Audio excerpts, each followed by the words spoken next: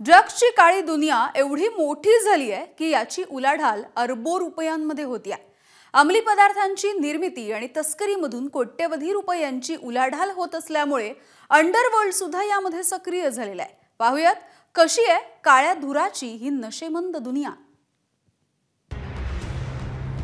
Goa, Kullu valley, Bengaluru, Delhi, Pune, आपली मुंबई आणि ठाणे इतकंच काय तर पुणे, पालघर आणि रायगड सुद्धा ही सगळी ठिकाणं पर्यटनाची माहेरघरं असली तरी सुद्धा ही शहरं एका वेगळ्याच गोष्टीमुळे काळवंडून गेलेली आहेत आणि मदमस्त नशेमध्ये झिंकतायत।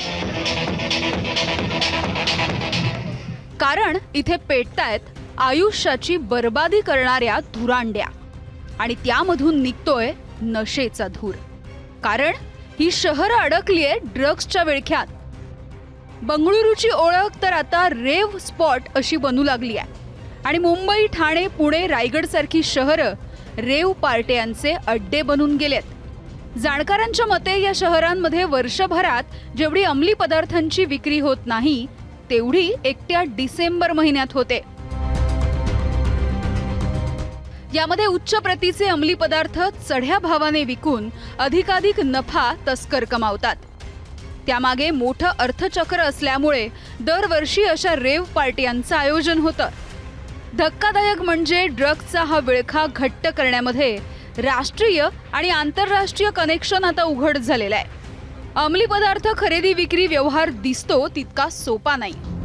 ड्रग्सचा व्यवहार बिटकॉइनवरती डार्क आणि डीप अशा दोन प्रकारांमध्ये होतो। त्यासाठी तस्करांच्या साईटवर मेंबरशिप घ्यावी लागते। बिटकॉइनवरती ही मेंबरशिप मिळते। एक बिटकॉइन 50 लाख रुपयांना। इंटरनेट साईटवरती मेंबर होण्यासाठी बिटकॉइन्स घ्यावे लागतात। तस्करांना खात्री पटल्यावरच मेंबर केलं जातं। त्यामुळे मोठा तस्करच परदेशामधून अंमली पदार्थ मागवू शकतो।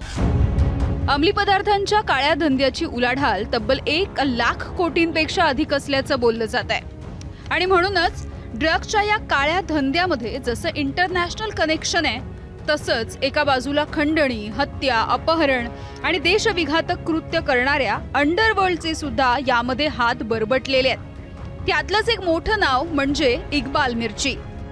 इक्बाल मिर्चीच्या लंडनमध्ये 25 मालमत्ता आहेत। UK मध्ये 4 कंपन्यांच्या नावावरती 6 मालमत्ता आहेत। UAE मधल्या मिहाय इन्व्हेस्टमेंट कंपनीच्या नावावरती लंडनमध्ये त्याच्या 3 मालमत्ता आहेत। मुंबईमध्ये मिर्चीच्या 500 कोटींपेक्षा जास्त मालमत्ता होत्या।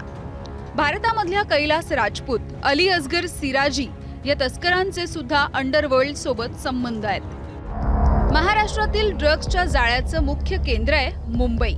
कारण गेल्या 3 वर्षांमध्ये मुंबई पोलिसांनी 5,500 कोटींचं ड्रग्ज जप्त केलंय। तसंच मुंबई पोलिसांनी 3 वर्षांमध्ये महाराष्ट्रासह गुजरात आणि राजस्थानमध्ये ड्रग्सचे 8 कारखाने सुद्धा उद्ध्वस्त केले।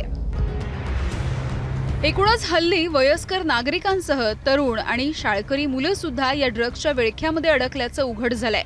त्यामुळे ज्यांच्या खांद्यावरती भारताचं भविष्य तोललं जाणार आहे तेच खांदे आता ड्रग्सच्या नशेमध्ये हेलकावू लागले तर कसं होणार? हे अत्यंत टोकदार प्रश्नचिन्ह गंभीरपणे उभं ठाकलंय। म्हणूनच ड्रग्सचं हे जाळं मुळासकट नेस्तनाबूत करण्याची सुद्धा गरज निर्माण झाली आहे। सूरज सावंत, ABP माझा, मुंबई। ABP माझा, उघडा डोळे बघा नीट।